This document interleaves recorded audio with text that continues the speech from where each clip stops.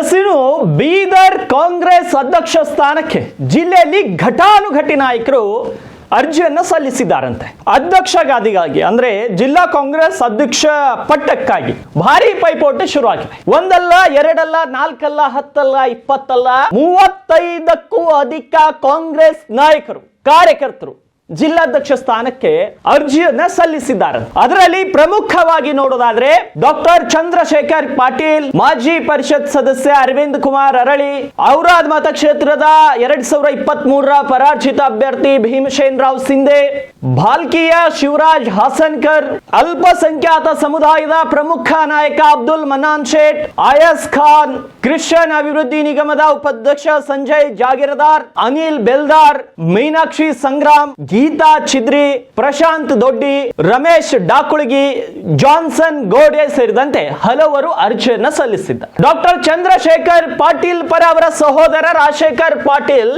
Lobby ನಡೆಸ್ತಿದ್ದಾರೆ ಅಂತ ರಾಜಕೀಯ ವಲಯದಲ್ಲಿ ಗುಸು ಮಾತುಗಳು ಕೇಳಿ ಬರ್ತಾ ಇದೆ. ಮತ್ತೊಂದೆಡೆ ಎಐಸಿಸಿ ಅಧ್ಯಕ್ಷ ಮಲ್ಲಿಕಾರ್ಜುನ್ ಖರ್ಗೆ ಆಪ್ತ ಅರವಿಂದ್ ಕುಮಾರ್ ಅರಳಿ ಕೂಡ ಅಧ್ಯಕ್ಷ ಸ್ಥಾನಕ್ಕೆ ತೀವ್ರ ಪೈಪೋಟಿಯನ್ನ ನಡೆಸ್ತಿದ್ದಾರಂತೆ. ಇನ್ನು ಕಳೆದ ಬಾರಿ ಅವರು ಇನ್ನು ಪ್ರಧಾನ ಕಾರ್ಯದರ್ಶಿ ಕೆಲಸ ಮಾಡಿದ್ರಂತೆ ಕಾಂಗ್ರೆಸ್ಗೆ. ಹಾಗಾಗಿ MLC ಕೆಲಸ ಮಾಡಿದ ಅನುಭವವಿದೆ, ಪಕ್ಷದಲ್ಲಿ ದುಡಿದಂತ ಅನುಭವವಿದೆ. ಹಾಗಾಗಿ ಅವರು ಕೂಡ ಲಾಬಿಯನ್ನು ನಡೆಸ್ತಾ ಇದ್ದಾರೆ. ಇನ್ನು ಪಂಚಾಯತ್ ರಾಜ್ ಸಚಿವ ಈಶ್ವರ್ ಖಂಡ್ರೆ ಅವರ ಒಲವು ಶಿವರಾಜ್ ಹಾಸನ್ಕರ್ ಪರ ಒಲವು ತೋರುತ್ತಿದ್ದಾರೆ ಅಂತ ಹೇಳಲಾಗ್ತಾ ಇದೆ. ಆದ್ರೆ ಇನ್ನೊಂದೆಡೆ ಪಕ್ಷವು ಯುವಕರಿಗೆ ಜಿಲ್ಲಾಧ್ಯಕ್ಷ ಸ್ಥಾನ ನೀಡಲು ಒಲವು ತೋರುತ್ತಿದೆ ಅಂತ ಕೂಡ ಹೇಳಲಾಗ್ತಾ ಇದೆ. ಆದ್ರೆ ಅಂತಿಮವಾಗಿ ಬೀದರ್ ಜಿಲ್ಲಾ ಕಾಂಗ್ರೆಸ್ ಅಧ್ಯಕ್ಷ ಗಾದಿ ಯಾರ ಪಾಲಾಗಲಿದೆ ಎಂಬುದು ಸಾಕಷ್ಟು ಕುತೂಹಲಗಳಿಗೆ ಕಾರಣವಾಗಿದೆ. ಯಾಕಂದ್ರೆ ಡಾಕ್ಟರ್ ಚಂದ್ರಶೇಖರ್ ಪಾಟೀಲ್, ಅರವಿಂದ್ ಕುಮಾರ್ ಅರಳಿ, ಶಿವರಾಜ್ ಹಾಸನ್ಕರ್, ಭೀಮಸೇನ್ ರಾವ್ ಸಿಂಧೆ, ಮೀನಾಕ್ಷಿ ಸಂಗ್ರಾಮ್ ಇನ್ನೂ ಕೂಡ ಘಟಾನುಘಟಿ ಕಾಂಗ್ರೆಸ್ನ ಲೀಡರ್ಗಳು ಅರ್ಜಿಯನ್ನ ಸಲ್ಲಿಸಿದ್ದಾರೆ. ಆದ್ರೆ ಯಾರೆಲ್ಲ ಅರ್ಜಿ ಸಲ್ಲಿಸಿದ್ದಾರೆ, ಯಾರೆಲ್ಲ ಫೈಟ್ ಮಾಡ್ತಾ ಇದ್ದಾರೆ, ಅವರ ಒಂದು ಅರ್ಹತೆಗಳನ್ನ, ಅವರ ಒಂದು ಪಕ್ಷ ಸಂಘಟನೆಯ ಚತುರತೆಯನ್ನ ನೋಡಿ ಆ ಪಕ್ಷಗಳು ಅಂದ್ರೆ ಆ ಕಾಂಗ್ರೆಸ್ ಪಕ್ಷ, ಆ ಪಕ್ಷದ ವಿಚಾರ ಅವರು ಡಿಸೈಡ್ ಮಾಡ್ತಾರೆ. ಆದ್ರೆ ಅರ್ಜಿ ಸಲ್ಲಿಸಿದವರಲ್ಲಿ ಹಣ ಇದ್ದವರಿಗೆ ಮಣೆ ಹಾಕ್ತಾರ ಅಥವಾ ರಾಜಕೀಯ ನಾಯಕರ ಜೊತೆ ಓಡಾಡುವಂತವರಿಗೆ ಮಣೆ ಹಾಕ್ತಾರ ಅಥವಾ ನಿಜವಾಗಿಯೂ ಕೂಡ ಕಾಂಗ್ರೆಸ್ ಅನ್ನ ಗ್ರೌಂಡ್ ಲೆವೆಲ್ ಅಲ್ಲಿ ಸಂಘಟನೆ ಮಾಡುವವರಿಗೆ ಮಣೆ ಹಾಕ್ತಾರ ಅನ್ನೋದು ಕುತೂಹಲದ ಪ್ರಶ್ನೆ. ಯಾಕೆಂದ್ರೆ ಕಾಂಗ್ರೆಸ್ ಪಕ್ಷ ಜಿಲ್ಲೆಯಲ್ಲಿ ಸಂಘಟನಾತ್ಮಕವಾಗಿ ಬೆಳಿಬೇಕಾದ್ರೆ ಯುವಕರಿಗೆ ಕೊಡಬೇಕು ಮತ್ತು ಅನುಭವಸ್ಥರಿಗೆ ಕೊಡಬೇಕು ಮತ್ತು ಸಂಘಟನೆ ಮಾಡುವವರಿಗೆ ಕೊಡಬೇಕು. ಇಲ್ಲ ಕಾಂಗ್ರೆಸ್ ಕಂಟ್ರೋಲ್ಡ್ ಬೈ ಸಮ್ವನ್, ಅದನ್ನ ಅಧ್ಯಕ್ಷರ ಮುಖ ಒಬ್ರದು, ಅದನ್ನ ಕಂಟ್ರೋಲ್ ಮಾಡುವವರು ಬೇರೆಯವರು ಅಂದ್ರೆ ಇನ್ನೂ ಬೇರೆ ಅಭ್ಯರ್ಥಿಗಳಿಗೆ ಕೊಡಬೇಕಾಗುತ್ತೆ.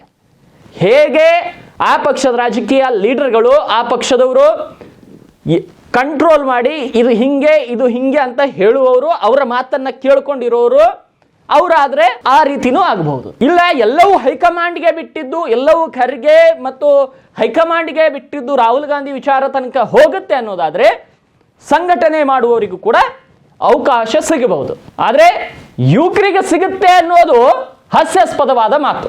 ಯಾಕೆಂದ್ರೆ ಯುವಕರಿಗೆ ಕೊಡಬೇಕನ್ನೋ ಮನಸ್ಸು ಕೂಡ ಹೈಕಮಾಂಡ್ಗೆ ಇಲ್ಲ ಅನ್ಸುತ್ತೆ. ಯಾಕೆಂದ್ರೆ ಯಾವುದೇ ಒಬ್ಬ ಯೂತ್ ಲೀಡರ್ ಆ ಮಟ್ಟಿಗೆ ಈಗ ಗುರುತಿಸಿಕೊಂಡಿಲ್ಲ ಯಾರು ಕೂಡ. ಇಡೀ ಜಿಲ್ಲೆಯಾದ್ಯಂತ ಕೇವಲ ತಮ್ಮ ಪಕ್ಷದ ಬ್ಯಾನರ್ಗಳಲ್ಲಿ ಗುರುತಿಸಿಕೊಂಡಂತ ಅನೇಕ ಯೂತ್ ಲೀಡರ್ಗಳು ಇದ್ದಾರೆ. ಆದ್ರೆ ಜಿಲ್ಲೆಯಾದ್ಯಂತ ಸಂಘಟನೆಯ ದೃಷ್ಟಿಯಿಂದ ಪ್ರತಿ ಹಳ್ಳಿಯಲ್ಲಿಯೂ ಕೂಡ ತಮ್ಮ ಹೆಸರು ಗೊತ್ತಿರೋ ಹಾಗೆ ಗುರುತಿಸಿಕೊಂಡಂತ ಯೂತ್ ಲೀಡರ್ ಪ್ರೆಸೆಂಟ್ ಡೇಸ್ ಅಲ್ಲಿ ಇಲ್ಲ. ಹಾಗಾಗಿ ಯುವಕರಿಗೆ ಸಿಗುತ್ತೆ ಅನ್ನೋದು ಅದು ಸತ್ಯಕ್ಕೆ ದೂರವಾದ ಮಾತು. ಬಹುತೇಕವಾಗಿ ಅನುಭವಸ್ಥರಿಗೆ ಸಿಗುತ್ತೆ, ಪಕ್ಷಕ್ಕಾಗಿ ದುಡ್ದವ್ರಿಗೆ ಸಿಗುತ್ತೆ. ಈಗ ಪ್ರಬಲ ರೇಸಲ್ಲಿ ಡಾಕ್ಟರ್ ಚಂದ್ರಶೇಖರ್ ಪಾಟೀಲ್ರು ಇದ್ದಾರೆ. 2 ಟೈಮ್ MLC ಅನುಭವ ಇದೆ, ಚುನಾವಣೆ ಮಾಡಿರುವಂತಹ, ಚುನಾವಣೆ ಗೆದ್ದಿರುವಂತಹ ಅನುಭವವಿದೆ. ಎಲ್ಲದಕ್ಕೂ ಮಿಗಿಲಾಗಿ ಜನಸಾಮಾನ್ಯರ ಜೊತೆ ಒಡನಾಟ ಇದೆ. ಹುಮ್ನಾಬಾದ್ ಸೇರಿದಂತೆ ಸುತ್ತಮುತ್ತಲಿನ ತಾಲೂಕುಗಳ ಮೇಲೆ ಒಳ್ಳೆ ಗ್ರಿಪ್ ಇದೆ.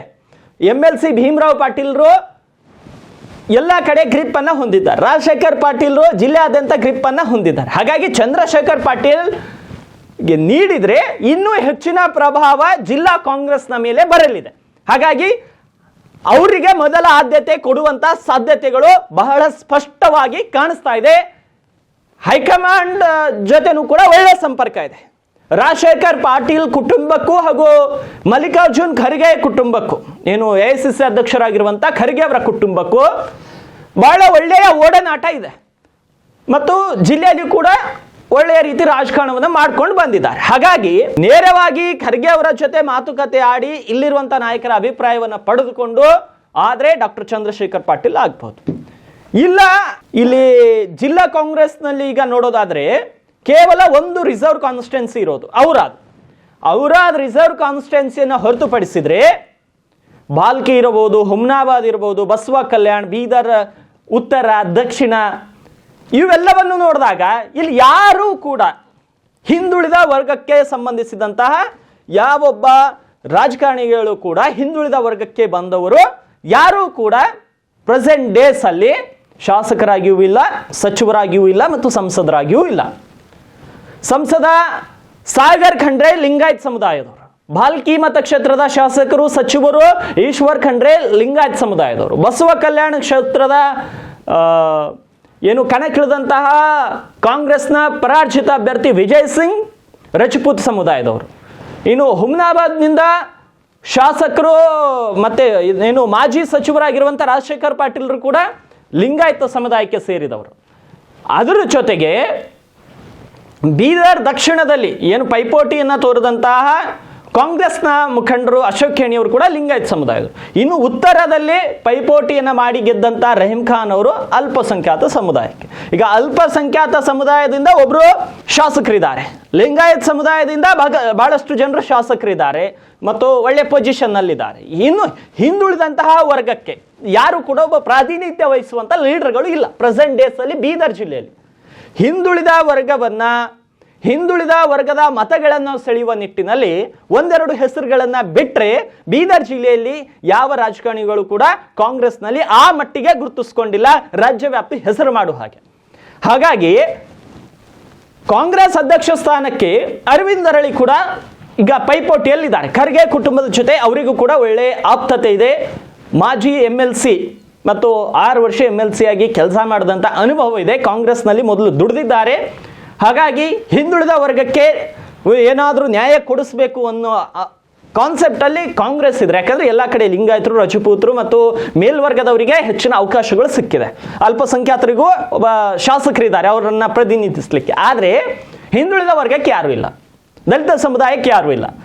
ಅವರಿಗೇನಾದರೂ ಅಧ್ಯಕ್ಷ ಸ್ಥಾನ ಕೊಟ್ಟರೆ ಸೂಕ್ತ, ಯಾಕಂದರೆ ದಲಿತ ಮತಗಳ ಕ್ರೋಢೀಕರಣ ಆಗುತ್ತೆ, ಹಿಂದುಳಿದ ಮತಗಳ ಕ್ರೋಢೀಕರಣ ಆಗುತ್ತೆ. ಹಾಗಾಗಿ ಅರವಿಂದ್ ಅರಳಿ ಅವರ ಹೆಸರು ಕೂಡ ಟಾಪ್ ಲಿಸ್ಟಲ್ಲಿ ಇದೆ. ಅವ್ರ ಜೊತೆ ಭೀಮಸೇನ್ ಸಿಂಧ ಇದ್ದಾರೆ, ಇನ್ನುಳಿದಂಥವ್ರು ಇದ್ದಾರೆ. ಇನ್ನು ಭಾಲ್ಕಿ ಕ್ಷೇತ್ರದಿಂದ ಅರ್ಜಿ ಸಲ್ಲಿಸಿದವರಲ್ಲಿ ಶಿವರಾಜ್ ಹಸನ್ಕರ್ ಒಬ್ಬರೇ ಭಾಲ್ಕಿಯಿಂದ ಡೆಲಿಗೇಷನ್, ಅಂದರೆ ನಾವು ಜಿಲ್ಲಾಧ್ಯಕ್ಷ ಆಗ್ತೀವ್ರಿ ಅಂತ. ಬಹುತೇಕವಾಗಿ ಅವ್ರ ಮೇಲೆ ಈಶ್ವರ್ ಖಂಡ್ರೆ ಅವರು ಒಲವು ಖಂಡಿತ ಇರುತ್ತೆ, ಯಾಕಂದರೆ ತಮ್ಮ ಕ್ಷೇತ್ರದ ಅಭ್ಯರ್ಥಿ. ಈಶ್ವರ್ ಖಂಡ್ರೆ ಅವರು ಇಲ್ಲ, ಈ ಬಾರಿ ಹಿಂದುಳಿದವರಿಗೆ ಎಲ್ಲರಿಗೆ ಸಮಾನತೆಯಿಂದ ತಗೊಂಡು ಹೋಗೋಣ ಅಂದರೆ ಹಿಂದುಳಿದ ವರ್ಗಕ್ಕೆ ಸೇರಿದರೆ ಶಿವರಾಜ್ ಹಸನ್ಕರ್, ಅರವಿಂದ್ ಕುಮಾರ್ ಅರಳಿ, ಭೀಮಸೇನ್ ರಾವ್ ಸಿಂಧೆ ಇದ್ದಾರೆ, ಬಹುತೇಕರು ಇದ್ದಾರೆ. ಆದರೆ ಎಷ್ಟು ಜನ ಅರ್ಜಿ ಸಲ್ಲಿಸಿದ್ದಾರೆ ಅನ್ನೋಕ್ಕಿಂತನೂ ಎಷ್ಟು ಜನ ಬೀದರ್ ಜಿಲ್ಲೆಯಲ್ಲಿ ಉಳಿದುಕೊಂಡು ಕೆಲಸ ಮಾಡ್ತಾರೆ ಅನ್ನೋದು ಇಂಪಾರ್ಟೆಂಟ್ ಆಗುತ್ತೆ. ಎಷ್ಟು ಜನ ಬೆಂಗಳೂರು ಬಿಟ್ಟು ಬೀದರಲ್ಲಿ ಉಳಿದು ಕೆಲಸ ಮಾಡಿ ಪಕ್ಷವನ್ನು ಸಂಘಟನೆ ಮಾಡ್ತಾರೆ ಅನ್ನೋದು ಕೂಡ ಮೇಜರ್ ಪ್ರಶ್ನೆ. ಇವೆಲ್ಲವನ್ನ ಅನಲೈಸ್ ಮಾಡಿದಾಗ ಮಾತ್ರ ಒಳ್ಳೆಯ ಅಭ್ಯರ್ಥಿಯನ್ನು ಆಯ್ಕೆ ಮಾಡಲಿಕ್ಕೆ ಸಾಧ್ಯ ಆಗತ್ತೆ.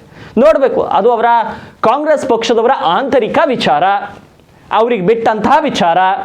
ಅವ್ರು ಯಾರಿಗೆ ಅಧ್ಯಕ್ಷ ಮಾಡಿದ್ರು ಅವ್ರ ಹೆಸರನ್ನು ಇಂಥವ್ರಿಗೆ ಮಾಡಿದ್ದಾರಂತ ಓದೋದು ನಮ್ಮ ಕರ್ತವ್ಯ.